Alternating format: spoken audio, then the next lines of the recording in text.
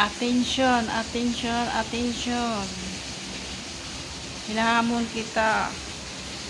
Flor de Lisa, ano ba pangalan niya? Anong sabi mo? Ako si Fasa Scammer? Baka sa'yo ko kukunin yung iniscam ni Imposter Pasa sa akin. Baka magkanda igit-igit ka, day. Ang daming galit sa akin. Kayo ang nag-report sa account ko. Alam ko. Yung mga nagbabasa sa akin, dahil wala na kayong kita. Kayo ang nag-report sa account ko. Para makapagpatuloy kayo. Kayo ang scammer, hindi ako. Ayan, oh. Oh. Check the time now. Okay? Check the time. Anong oras na? Magtiyaga kaya ako? Sa ganitong trabaho ko? Kapal ang mukha mo, ano? Kayo itong mga scammer online? Pagkatapos akong baliktarin nyo, magkakulungan bagsak mo. Make sure na meron kang ebidensya na scammer ako. Isama mo pa yung kachat mong ano, Nigerian. Lahat ng yan ay Nigerian, Pakistan. So, search mo dun sa YouTube. Tignan mo yung about nila. Kung anong bansa. Okay? Sino yung pangalan niya? Si ano? Flor de Lisa Calyaw? Mayroon pa kang katabi na ano? Ikaw yung dati kong basher. Sabi nga ni Mita AI, i-block kita. No, never. Sige lang, comment ka ng comment. Make sure na meron kang 100% na ebidensya sa akin. Dahil kung hindi, manda ka. Kung hindi ka makapagbayad, kulungan bagsak mo. Hindi mo alam yan? Kala mo Kahit busy ako sa trabaho ko, ginawa ko pa rin yung pagpo-post ng mga scammer picture na yan, mga edited na AI na yan, dahil ayaw kong mabiktima yung mga kababayan ko na nagtatrabaho ng marangal. Ang target ng mga bata pa yan eh, nasa 20 plus. Hindi mo nakita yung mga ano ko, yung mga post ko? Flor de Lisa Calyaw, mga bata pa yan, Nigeria. Nakipaglaban ako sa mga Nigeria na yon. Puntahan mo yung Cell TV ko. Bukalkalin mo yung mga videos ko nandoon. Kala mo hindi mo ko kayang takutin.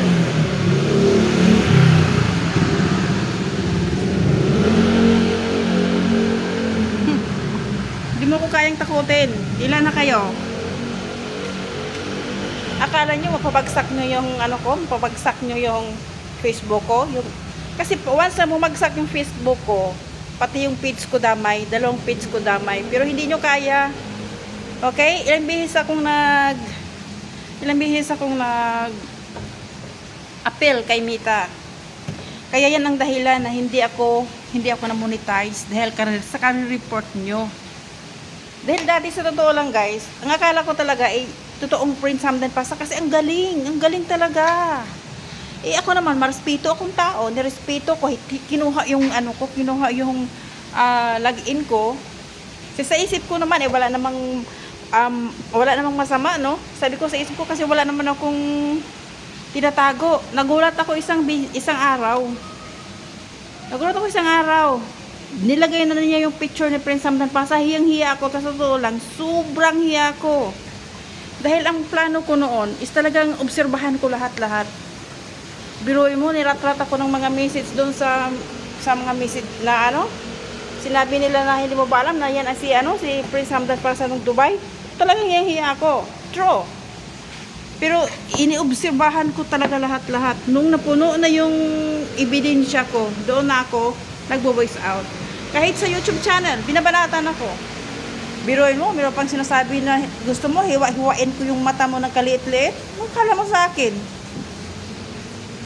Oo. Pero hindi ko alam kasi hindi na ako nagbabasa ng mga dami kong basher doon sa YouTube. Pero ngayon, nagkandawala na. Dahil binu-voice out ko na ka-chat ko pala, ay imposter. Siguro ka-chat nila mga imposter. So, sila din ang nauna, sila ang unang nabiktima. Meron pang nag-message sa akin noon. To be honest, meron pang nag-message sa akin noon. Na ka-chat daw niya ng 4 na taon, bawiin lang na yung sa kanya. Sabi ko, uyo na. I don't care, uyo na. Nag-iipon na ako ng lakas. Tignan mo, i-voice out ko lahat. Sabi ko, ngayon, nung na-voice out ko, tumigil sila. Tumigil. So, siguro ginamit lang ako ni Lord. Money is only a money. No? Pero ginamit ako ni Lord para marami akong masib na mga inosente na nabudol. Alam mo yon? Pero yung nakuha naman sa akin, doble-doble binalik ni Lord sa akin. Kahit yung may mga demonyo din na nagsusulsul tungkol sa work ko, pero hindi rin sila nagtagumpay. So, ganun ako kaprotektado ni, dahil totoong tao ako, may puso ako, maawain ako. So, yung hindi naniwala sa akin, yung tungkol yun sa imposter na Prince Hamdan Paza, Prince Hamdan Paza, pero Nigeria yan. 100%. Tapos yung Faisal, Prince Faisal daw siya. He's not Prince Faisal. He's Nigerian. At mayroon pang Pinoy na gumamit niyan. Kasi sinisearch ko lahat, wala akong pinag-aralan, pero hindi pala sa gabal yung pinag-aralan mo kung may utak ka. Totoo yan. Kasi hindi ko talaga alam, galit na galit ako noon, pero hindi ko alam kung bakit bumigay pa ako. Sabi ko nga, God have plans. Because, alam mo na. So, yun, yung hindi niniwala sa akin, good luck sa inyong lahat. Pero marami akong nasib. Marami akong nasib, tandaan mo yan. Yung isang Nigerian din nakulot ang buhok, nakaharap niya yung yung computer, nirat-rat rin niya ako, nirat-rat ko rin siya. Ayun. Nag-comment doon sa Cell TV. Tapos nag-send message doon sa tinignan ko. Hindi na, binablock niya ako. Oh, ragis. Hindi, wala akong takot. Kala nila takot ako? Kanila ko kukunin yung binayad ko sa fake royal card na yan, ng putik na yan. Pero ginamit lang ako ni Lord. Dami ko na save. Yung mga kamut-muntikan lang. Pero kung hindi naniwala sa akin, good luck. Thanks for watching. Akala nyo naglalaro ako, no? Anong oras na? Ayaw mabukas. Sana ba yung susi ko? Hindi ako naglalaro. Anong oras na ngayon? Kita ko sa inyo ha. Mag-picture ako ngayon dahil nandyan yung may time yan. Okay? Bye-bye. Thanks for watching. Anong oras na? Ayan, makikita nyo yan sa screen ko. Yung time check now. Totoo yan. Ako yan. Hindi ito edit video ito. So good luck sa inyong lahat. Yung mga yung mga imposter dyan na scammer, yung mga nawala sa yung mga nag-unfollow sa akin, yan yung mga member yan ng scammer.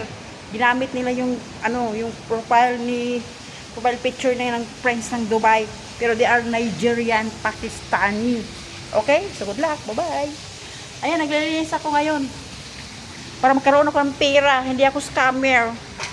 Gusto mo ipakita ko yan sa inyo, yung kita ko.